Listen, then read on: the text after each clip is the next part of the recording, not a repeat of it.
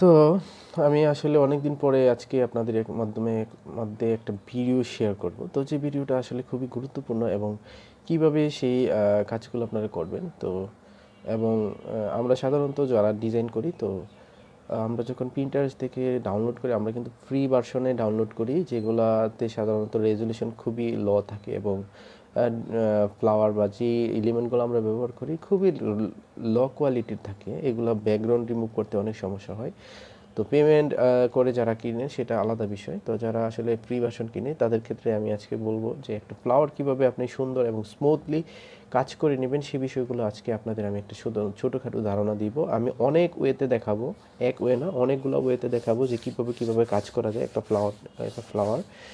তো তো সেই পর্যন্ত আপনারা আসলে ভিডিওটা না টেনে দেখলে অনেক কিছু শিখতে পারবেন আশা করছি। তো আমি সর্বপ্রথম এখানে যে ফ্লাওয়ারটা নিয়েছি, আমার যে এই ফ্লাওয়ারটাকে আমি কন্ট্রোল C দিয়ে একটা ডুপ্লিকেট করে নিলাম। এখানে ব্যাকগ্রাউন্ড একটা ব্ল্যাক কালার আছে, তো এই সাধারণত এটা আমি এমনিতে বোঝানোর জন্য এটা দেওয়া। তো এটা রিমুভ করা লাগবে না, কারণ এটা রিমুভ করাই আছে।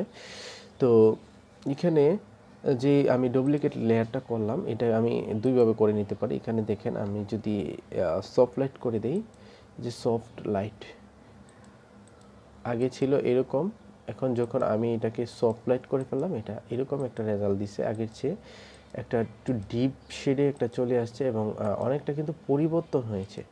তো পরিবর্তন হয়েছে, আমি এখন আরেকটা কাজ করতে পারি, যে কাজটা হচ্ছে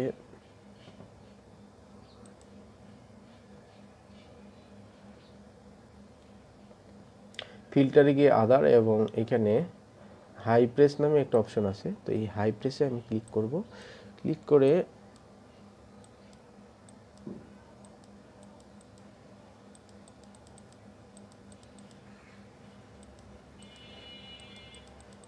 দেখেন একটা পরিবর্তন কিন্তু এটার মধ্যে আসতেছে।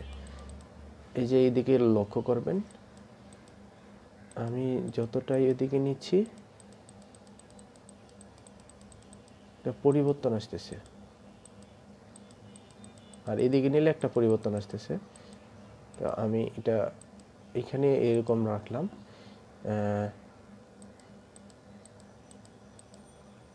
আগে ছিল এরকম, আমি যখন এটা দিছি, এখানে যেই ফ্লাওয়ারের যে এই অপশনগুলো কিন্তু খুব সুন্দর একটা ভেসেছে। একটা জিনিস খেয়াল করবেন, এই যে দেন তারপরে আমি যে কাজটা করব সেটা হচ্ছে, এখানে আমি ফিল্টারে গিয়ে ফিল্টার গ্যালারিতে যাব। ফিল্টার গ্যালারিতে গেলে অনেক ধরনের অপশন আসবে। তো আমি এটা ব্যবহার করতে দেখতে পারি, এটা ব্যবহার করে দেখতে পারি, দিয়ে আমি ওকে দিয়ে দিলাম। তো ওকে দেওয়ার পরে আমি দেখি আসলে আমার এটার রেজাল্টটা কেমন আসছে।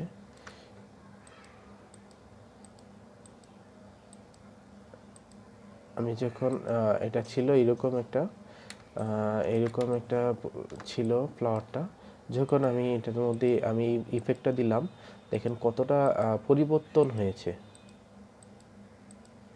আপনাদের কাছে আসলে আপনারা বুঝতেছেন কিনা আমি জানি না। এই যে দেখেন, আমি যখন চোখটা বন্ধ করলাম ছিল এরকম, আমি যখন এটা কাজ করলাম তো এরকম হয়ে গেল। আচ্ছা, তো যাই হোক, এখন আমি আরেকটা কাজ করব, সেটা হচ্ছে যে ফ্লাওয়ারটা আমার মেইন যে ফ্লাওয়ারটা, এই ফ্লাওয়ারটাকে আমি একটা ফিল্টারিং মেরে নিব। এই যে ফিল্টার আছে, এই ফিল্টারটা মেরে দেখি কতটা পরিবর্তন হয়। তো একটা কথা বলে নিই, যে এই ফিল্টারটা আমি এখন ব্যবহার করছি, এটা সাধারণত সব জায়গায় কিন্তু আপনাদের পিসিতে থাকবে না, তো এটা অ্যাড করে নিতে হয়। এখন যে ফিল্টারটা আমি ব্যবহার করছি, এটা দুইটা ফিল্টার আমার কাছে রয়েছে।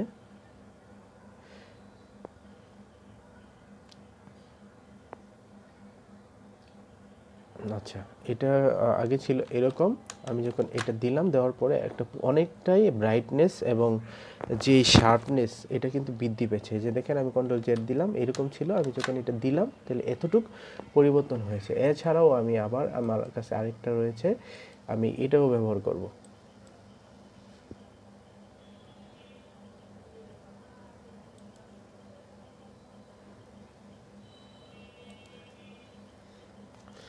দিয়ে এখানে যে আপনার যে সেটিংসটা রয়েছে এরকম সেটিংস করে নিতে হবে। তো সেটিংসটা করে নিলে তো আপনাদের অনেকটাই সুবিধা হবে। আচ্ছা, আমি এটা যে কন্ট্রোল জেড দিলে এরকম, কন্ট্রোল এইচে অনেকটা পরিবর্তন হয়েছে। তো আপনারা দেখেন যে ফ্লাওয়ারটা ছিল কীরকম আর এটার সব কিছু মিলিয়ে কতটা পরিবর্তন হয়েছে। আমি এখানে ব্ল্যাক কালারটা বাদ দিয়ে আমি অন্য আরেকটা কালার দিয়ে নিচ্ছি যাতে এটা খুব সুন্দরভাবে বোঝা যায়। আমি এটার মধ্যে এই কালারটা দিয়ে নিলাম। সরি, এই কালারটা দিলে আসলে বোঝা যাবে না এটা।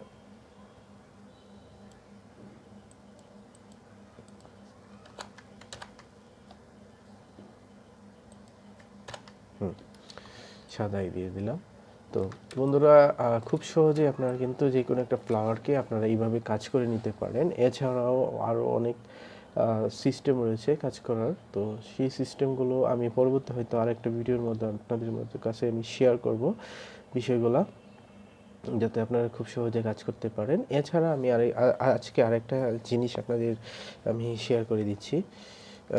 খুব গুরুত্বপূর্ণ একটা অপশন, সেটা হচ্ছে আমি যখন এটাতে আমি অল্টার চেপে আমি এটাকে সিলেক্ট করলাম, অল সিলেক্ট করে অনেক সময় আমরা এই যে ফিল্টার এবং ফিল্টার থেকে আমি যাইতে পারি হচ্ছে সিলেক্ট থেকে আমি মডিফাই গিয়ে আমি এখানে লেখা আছে হচ্ছে এক্সপ্লেন্ড। আমি এটাতে ক্লিক করে আমি যতটুকু ধরেন আমি এখানে 5 দিলাম, 5 দিয়ে ওকে দিলাম। তো এখানে একটা কিন্তু সাইড দিয়ে একটা নিয়ে আসছে। আমরা এখানে একটা নতুন করে লেয়ার নিয়ে এটার মধ্যে নিচ দিয়ে আমি একটা কালার দিয়ে দিব। দেখেন, যখন আপনার এই ধরনের কোনো কাজের প্রয়োজন হবে যে আসলে সাইড দিয়ে একটা কালার থাকুক, তাহলে হয়তো একটা সুন্দর দেখা যাবে। ধরেন আমি এখানে যে কালারটা দিয়েছি আমি এখানে একটা গ্রে টাইপের একটা কালার দিব। তো আমি এখানে একটা কালার দিলাম যে স্ট্রোকের মতো একটা কালার, কিন্তু আমরা এভাবে খুব সহজে আমরা এটা সাইডে দিতে পারি। তো দিলে দেখা যায় অনেক সময় এটা খুব সুন্দরভাবে খুব সহজে আমরা এটা কাজ করে নিতে পারি। এইভাবে সাইড দিয়ে স্ট্রোক সমানভাবে সব দিক দিয়ে সমানভাবে কিন্তু এটা হয়ে যাবে, এমন কোনো জায়গা বাদ থাকবে না যে খুব হবে না।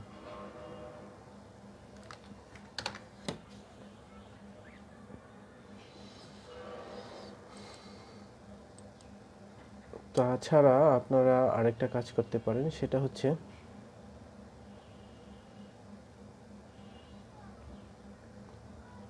যে কোনো ফ্লাওয়ারকে আপনার যদি একটু মনে হয় যে না একটু কালারফুল করা দরকার, তো সেক্ষেত্রে আপনারা কি করবেন। তো এটাও আমি আপনাদের দেখিয়ে দিচ্ছি যে আমি এটার মধ্যে কালার বাড়ানোর জন্য কন্ট্রোল ইউ দিয়ে আপনার হিউ স্যাচুরেশন করতে পারেন, কিন্তু বাট এটা দিয়ে কিন্তু কালার বৃদ্ধি পায় না, এটা দিয়ে কালার ঘুরে যায়। তো আপনি কালার যেভাবে বাড়াবেন সেই বিষয়টা হচ্ছে এখানে অ্যাডজাস্টমেন্টে যাবেন, ইমেজ থেকে অ্যাডজাস্টমেন্ট থেকে এখানে একটা অপশন আছে আপনার বিহেভিয়ারেন্স নামে এখানে অপশন আছে। এটাতে আমি যখন ক্লিক করব এরকম আসলে আমি দেখেন আমি যখন যখন আমি ঘোরাচ্ছি তখন কিন্তু এটার মধ্যে কালার বাড়ছে, বৃদ্ধি পাচ্ছে। কালার কিন্তু ঘুরতেছে না, বাট আমি যদি কালার কমিয়ে নিতে চাই বা এটার আমি যদি ব্ল্যাক অ্যান্ড হোয়াইট করে নিতে চাই, এরকমভাবে করলে এটা ব্ল্যাক অ্যান্ড হোয়াইট হয়ে যাবে। আবার যদি আমি এটাতে কালার বৃদ্ধি করতে চাই, আমি এটাতে আমি ক্লিয়ার যত কালার দিতে চাই, মানে আমি এটার মধ্যে জাস্ট কথা হচ্ছে এই যেমন এই রেড কালারটা, এটা রেড কালার আমি যদি বাড়াইতে চাই শুধু এটার মধ্যে আমি যদি এর দিক দিয়ে বাড়াই তাহলে এটা রেড কালার বৃদ্ধি পাবে। তো এটা খুবই গুরুত্বপূর্ণ একটা অপশন হিসেবে ব্যবহার করা। অনেক সময় ফ্লাওয়ারের মধ্যে কালার কমানো বাড়ানোর ক্ষেত্রে এইভাবে কমানো বাড়ানো যায়। তো এই হচ্ছে একটা অপশন কালার কমানো এবং বাড়ানোর ক্ষেত্রে। এছাড়া আপনি আরও অনেকভাবেই করতে পারেন অ্যাডজাস্টমেন্ট এবং সিলেক্টিভ কালারে গিয়ে আপনি যদি কোনো ইন্ডিভিজুয়াল কালার এটার মধ্যে ধরেন আমি রেড কালারটা আমি কমিয়ে দিতে চাই, তাহলে রেড কালারটা আপনি ইজিলি আপনার কমাইতে পারেন, বা মেজেন্ডা যদি বাড়াইতে চান বাড়াইতে পারেন, বা ইউলো যদি কমাইতে পারেন বা বাড়াইতে চান তাহলে আপনি এটা বাড়াইতে পারেন ইজিলি। এই কাজগুলো আপনার করে নিতে পারেন খুব সহজে। এইখানে কিন্তু আরও অপশন আছে। আমরা সাধারণত প্রিন্টারের ক্ষেত্রে যে কালারগুলো ব্যবহার করি এই কালারগুলো এখানে দেওয়া হয়ে আছে। যেমন ধরেন আমি এটাতে গ্রিন যদি বাড়াইতে চাই, আমি গ্রিনে ক্লিক করে আমার যেটাতে দেখবো আমি আসলে এগুলা চেঞ্জ করে যে কোনটাতে আসলে গ্রিনটা বৃদ্ধি পায়।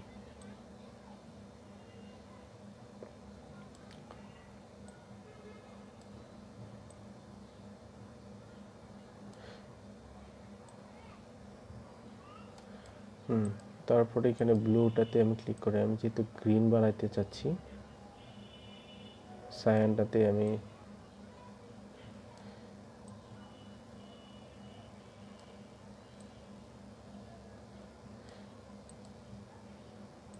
ব্লুতে ক্লিক করে